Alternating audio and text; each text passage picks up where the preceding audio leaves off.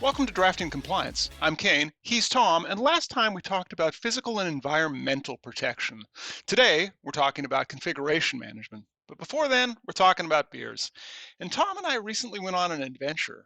We live in different states, but we both went to our local beer stores and wandered around for an hour, each one of us on a speakerphone trying to find beers that are sold in Iowa and in Washington. And you know what I learned, Tom? That there's probably a Venn diagram of people who have beards, people who own dogs, and people who go day drinking at beer stores on a Monday afternoon. Well, for me, it was the evening, so I got away with it just fine. I do have a beard, no dog. But, yeah, probably the better diagram would be something that says, craft beers and craft beers available nationwide, because 'cause it'd be a very small slice, and we are unfortunately struggling with our beer delivery service, so we had to do a little creative shopping. We got it done. That's true. And what do we have today, Tom? What is our beer today? From Comstock, Michigan, we have Bell's Brewery, Bell's Two Hearted IPA, and, I can Tom, this tell. has a fish on a can. I am already predisposed to not like it. Yeah, I think the fish just is a nod to the fact that Michigan borders so many Great Lakes. I don't know. Oh, okay. See, I read salmon because that's what we have in the Pacific Northwest, and I have a fish allergy, so I can't say as to how fish tastes. I've already cracked my beer can. I'm You've way ahead already of you. opened yours. Wow, you are time zones ahead, and you're ahead on your day drinking, my friend. So I'm All gonna right, start let's. pouring it while Ooh, you crack it. that has a nose. Okay. Well, at least I can see through this one, so that's usually a better sign. Yeah, I I think don't I know that poured it that's too gonna be a fast. great sign for you today, but we'll see. Okay. Oh, oh, oh, You're oh. good. I'd stop pouring. Yep, you're good there. Yep. I can. I think I can. Oh, ah, I got it to fit. Yeah. I All right. managed. So What do you that's see there, skills. Kane? I see about an inch of foam. It's got a good head on it. It's very dense foam on top. It's got a real honey kind of picture to it. I mean, the appearance is not quite transparent, but it certainly isn't very hazy. This doesn't have much of a nose on it. Either that or like allergy season is messing with me, but this does not have a prominent nose. Like Yeah, I I can get I smell get a little some bread, hops, maybe. some hops, some bread. I'm not Yeah, but smelling you the. don't. The one thing you don't get, which you get with a lot of newer IPAs, is you don't get any of the citrus smells, and No, no, this has got none that of that that going. should I mean, this indicate is. something to you because this is not a New England style IPA, which is kind of You said this synonymous is with from Michigan, this is from Michigan. America. It says it's an American IPA on the It's an can. All American right, IPA, which should be pretty hoppy. If we go ahead and taste it, which I'm going to do now. all right. Let's have a go.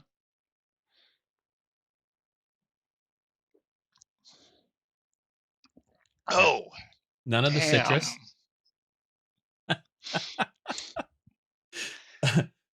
I don't know why. I know that's the face you're gonna make. I know that's the reaction, I but I mean, I'm enjoy it waiting for every me single not to time. have that reaction, honestly. I'm waiting.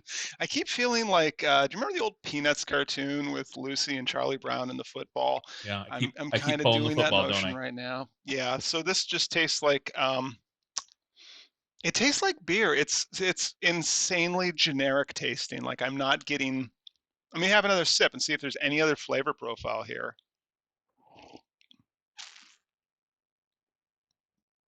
Well, while you make faces, No, I'll say I've rolled it around my tongue. I can confirm there's nothing else going on here. This is I imagine that like Ronier probably tastes the same as this, actually. hmm.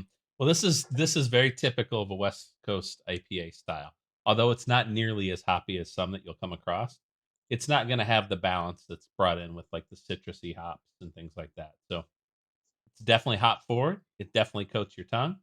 And yeah, if you're not a fan of super hoppy beer, you will not like Bell's Two Hearted. I happen to like it. All right.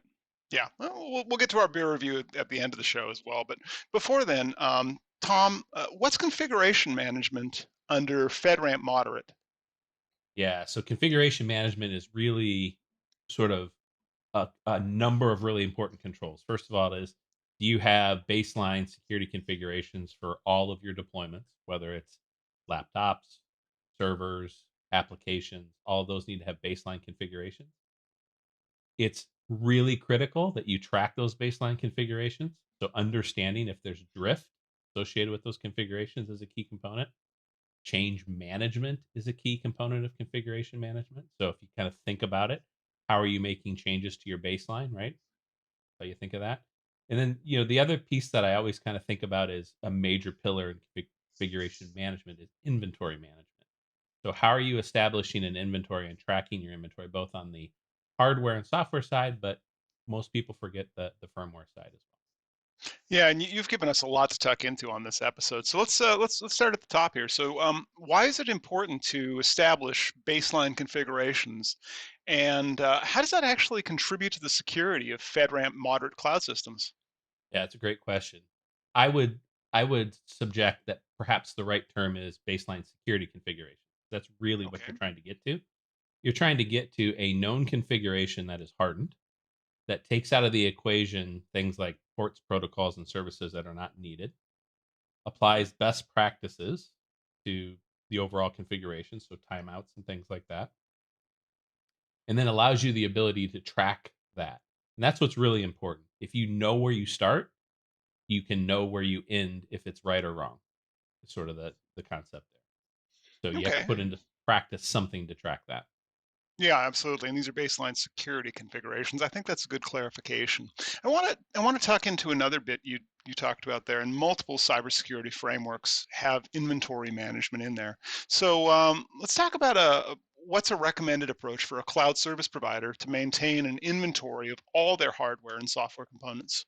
Yeah, inventory management is the bane of lots of IT organizations. Very difficult to do. It's even more difficult to do it well. I can tell you that what you do for a solution is often determined by the size and the budget in which you have. So Hmm. I've seen solutions from spreadsheets, which can be very effective in a small organization, but do not scale worth a darn with larger organizations. Then I see Hmm. full blown ITSM solutions that have inventory management in it. Those usually get built out in a way that track too many variables, so they don't get filled out at all. So what you want to do is you want to have a solution that tracks the elements that are required, but doesn't commit you to a bunch of variables that you can't track very well. So that's always the piece that you trade off on. Of course, FedRAMP is gonna require you to track a number of things. Yeah, Things like and one of the reasons I brought up inventory management, I was on a call earlier today on vulnerability management. And realistically, you can't have vulnerability tracking without having an inventory. I think CISCSC has that. I think NIST has that. It's in a lot of frameworks. So tell me a little bit how the configuration management control domain addresses vulnerability management for cloud systems. well, the key there is what you've already uncovered, and that's it creates the base inventory in which your vulnerability management program is going to be based upon. So configuration management doesn't specifically talk about how you do vulnerability management. That's often risk assessment. It's another domain family. But Okay. certainly, this is the foundation in which you build a lot of pieces out in other control families, vulnerability management being a piece. Okay, but if if you're making changes to a system, you potentially are introducing risk in that system. Correct. So when we're implementing system changes, how can an organization ensure that they're not inadvertently reducing their security or creating vulnerabilities? Yeah, you have to build your risk assessment process into your change process. So you have to have a change control process. You have to document your change control. You have to keep a log of it. All of those things are pretty Hmm. standard. Hmm. But you want to make sure that you have integrated your risk assessment process into your deployment and into your change process. So, for instance, if you're doing a CI/CD process where you're doing continuous deployments and it's a pretty rapid methodology, you want to make sure that that risk assessment process is very early on in the build and very late in the deployments. You want to make sure that it assesses the risk early on and verifies the risk as it deploys. Yeah, if I want to yell bingo, I could say you mean shift left, which is I think what we're all supposed to be saying at this point, according to the nice people in marketing. But that's where that comes down to, though, is moving the risk analysis earlier in the development cycle, as opposed to historically what we've done in cybersecurity, where it's kind of an afterthought. Correct. Yeah. I mean, if you're in a development house that doesn't take continuous security seriously, you're setting yourself up for risk. That's very true.